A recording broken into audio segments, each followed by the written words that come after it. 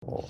Nah, ini dari kabar Eriksen, kemarin juga ada yang panas banget dibahas di Betul. siang hari ya. Iya. Setelah Persija Jakarta mengumumkan secara resmi kalau mereka memang menunjuk Sinteyong sebagai pelatih terbarunya ya Mas Arum. Iya, betul. Pelatih terbarunya untuk 3 tahun ke depan. Dikontrak 3 tahun sampai di kontrak 3 2029. tahun. Ini memang sebenarnya rumornya udah kenceng banget Udah ya. kenceng banget. Di Morning Zone bahkan di-spill sama Bung Danes Jarot. Nah itu ketika lagi pada fokus ke timnas Indonesia, Iya, tiba-tiba Bung Danes minggu depan nih ada Persija umumin, tapi belum tahu pelatihnya dari mana.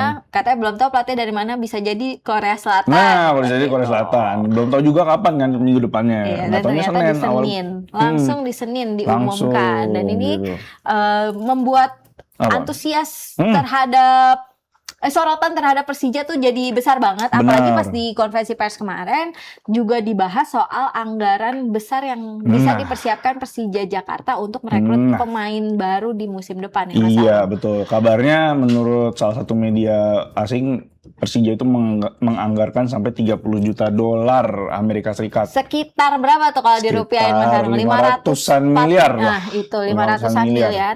Dan dengan dana tersebut kira-kira siapa aja yang bakal didatangi Sinteyong, dan kemungkinan juga katanya nih Sinteyong bisa membidik pemain-pemain yang berlabel timnas Indonesia di saat eranya ya. Betul, ada beberapa nama yang sebetulnya sudah beredar untuk akan direkrut sama Persija di bawah asuhan Sinteyong, tapi beberapa nama juga masih terikat kontrak dengan timnya, jadi mungkin Persija kalau berminat itu harus mengeluarkan biaya transfer ya. Betul. Nih kalau bicara soal siapa aja sih kira-kira pemain berlabel timnas Indonesia bisa direkrut, mungkin salah satunya adalah Pratama Arhan Arhan, karena betul. memang dia jadi anak emasnya Sinteyong di timnas Indonesia dulu ya Mas Arum. Bahkan Arhan ke Jepang itu juga katanya pertama kali Arhan yang merantau ke Tokyo Verde itu dia sempat konsultasi dengan Sinteyong juga kan.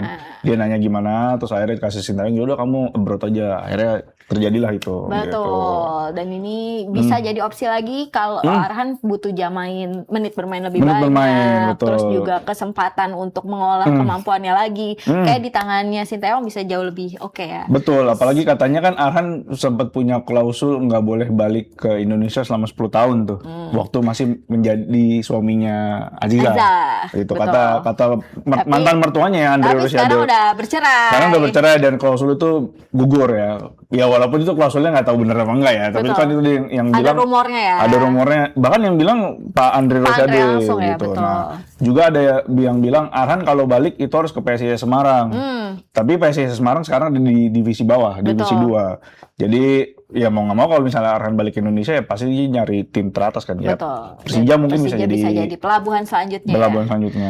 Selain Arhan nih ada juga pemain yang lagi berkarya di Thailand juga bareng Arhan nih, ada Asnawi Mangkualam yang juga berpotensi juga bisa dilirik sama Sinteyong untuk gabung ke Persija Jakarta. Benar. Apalagi Asnawi dan Arhan ini kan dua pemain yang bisa dibilang anak emasnya Sinteyong ya. Kemana-mana Sinteyong tuh pasti mereka berdua selalu ada gitu.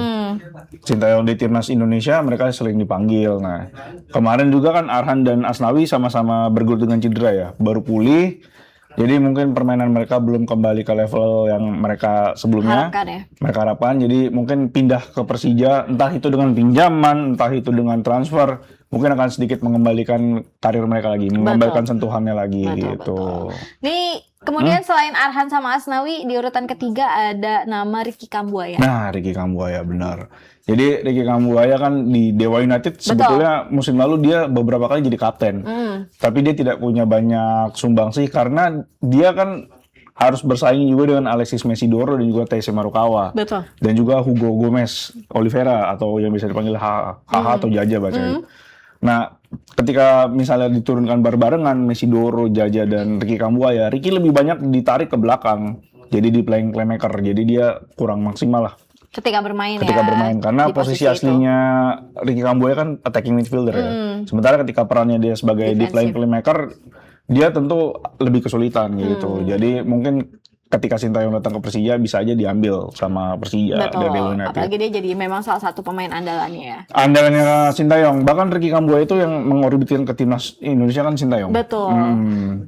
Kemudian di urutan keempat nih Mas Harung ada ini yang kayak paling panas dan mungkin bisa terwujud ya. Ini Bisa ada terwujud. Marcelino Ferdinand. Marcelino Ferdinand. Yang memang karirnya di luar negeri masih tertatih-tatih banget. Dia karena memang bergulut sama cedera. Betul. Hingga akhirnya jam mainnya kurang. Dan sekarang Marcelino lagi ada di Indonesia lagi Indonesia nih, lagi ada di timnas kan. Betul. Bisa jadi digoda-goda nih, ayo dong. Tapi ini mesti dicek lagi ya, apakah kontraknya Marcelino bersama Oxford United itu habis sekarang atau habis musim depan. Tapi kayaknya enggak, karena di Oxford biasanya kalau klub Liga Inggris itu, terutama yang divisi bawah ya, itu akan mengumumkan pemain yang mereka lepas di musim panas. Dan nama Marcelino nggak ada di sana. Jadi kemungkinan Marcelino akan balik. Masih dipertahanin ya? Masih dipertahankan, berarti dia masih punya kontrak setidaknya setahun. Nah, apakah Persija mau menebus atau Persija mau meminjam juga bisa gitu. Karena pasti Oxford juga terbuka meminjamkan Marcelino kan. Buat mereka yang penting adalah gajinya ditanggung sama Persija, dia dapat menit bermain gitu. Nah, ini kalau sampai Marcelino bergabung ke Persija jadi suatu kabar besar lagi ya. Kabar besar lagi yang heboh lagi. Karena memang kualitasnya Marcelino nggak perlu diragukan lagi ya Mas Harung. Karena banyak gue penggemar pasti akan mungkin nih penggemar selain Persija ya pasti akan kecewa karena Marcelino sudah jauh-jauh merantau ke Belgia, ke Inggris, kenapa harus balik ke Indonesia lagi? Pasti gitu. Tapi ya kan pada akhirnya itu adalah pilihan pemain. Betul. Dan yang dibutuhkan pemain adalah menit bermain, bukan label klubnya. Mau main di Real Madrid, kalau misalnya dia nggak pernah main, ya nggak akan berkembang kualitasnya. Betul. Kayak Sugimin ya. Nah, Sugimin Sugimin Hidayatullah. Terakhir ada nama Ivar Jenner. Ini juga dia udah bergabung ke klub Indonesia sejak musim kemarin dengan membela Dewa United dan ternyata terbukti main membuat performanya Ivar Jenner terjaga dan makin gacor. Kemarin main di timnas Indonesia oke banget. Dan nggak menutup kemungkinan Ivar juga akhirnya tergiur nih untuk ikut Sintayong aja. Benar, permanen aja deh pindahnya gitu. Ivar Jenner kan salah satu juga dan bersama Rafael Struijk ya, yang juga diorbitkan Sintayong. Bahkan Sintayong yang memantau langsung Ivar Jenner dan Rafael Struijk buat dinaturalisasi, termasuk juga Justin Hapner. Jadi kebetulan kontraknya Ivar Jenner ini kan habis di akhir musim. Karena kan dia dikontrak hanya 4 bulan oleh Dewa United dengan harapan Ivar Jenner bisa balik lagi ke Belanda atau ke Eropa. Tapi sepertinya kalau misalnya susah dapat klub baru di Eropa ya Persija bisa jadi opsi yang bagus, apalagi ada Sintayong kan. Betul. Sintayong pasti mengenal banget Ivar Jenner gitu, dan gelandang seperti Ivar Jenner ini gue dibutuhkan Persija musim depan. Karena mereka melepas beberapa nama kan seperti Jan Mota yang ada di lini tengah gitu. Jadi mungkin ada satu slot buat diisi Ivar Jenner. Apalagi kan kalau mendatangkan Ivar Jenner itu punya dua keuntungan ya. Satu, punya pemain dengan kualitas seperti dia. Dua, pemain lokal rasa asing. Nah, itu. Ini menarik ya. Apalagi kualitasnya. Dia kan juga dia udah merumput di luar negeri sebelumnya. Betul. Di Belanda. Dan bersama FC Utrecht muda juga. Jadi oke lah buat direkrut sama Persija. Kira-kira kalau menurut lo sendiri, lo kan sebagai fansnya Persija Jakarta juga nih Mas Harung. Dari 5 nama itu atau mungkin ada nama-nama lain, siapa sih yang menurut lo diharapin bisa direkrut si Persija Jakarta di bawah asuhan Sintayong musim depan nih? Mungkin satu nama kan sudah disebut ya, Peralta. Mungkin ya ada beberapa nama lagi yang bisa diambil terutama dari klub-klub sesama Super League ya. Ya kalau misalnya soal kebutuhan yang paling mendesak buat Persija adalah satu kiper asing. Karena mereka sudah melepas Carlos Eduardo, nah ini mungkin akan nyari kiper siapa nggak tahu. Dan Sintayong kebetulan katanya akan membawa gerbong staf kepelatihannya dia yang di timnas Indonesia.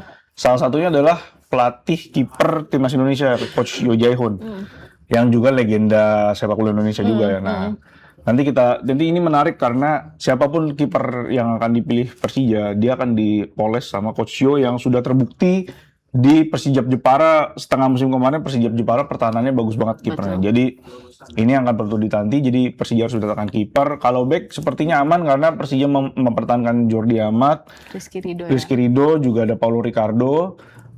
Untuk tengah mungkin harus menambah satu gelandang kreatif. Ya kalau misalnya tadi itu Ricky Kambuaya, atau menambah profil gelandang untuk melapis Van Basten dan Fabio. Kalau nego Ivar Jenner.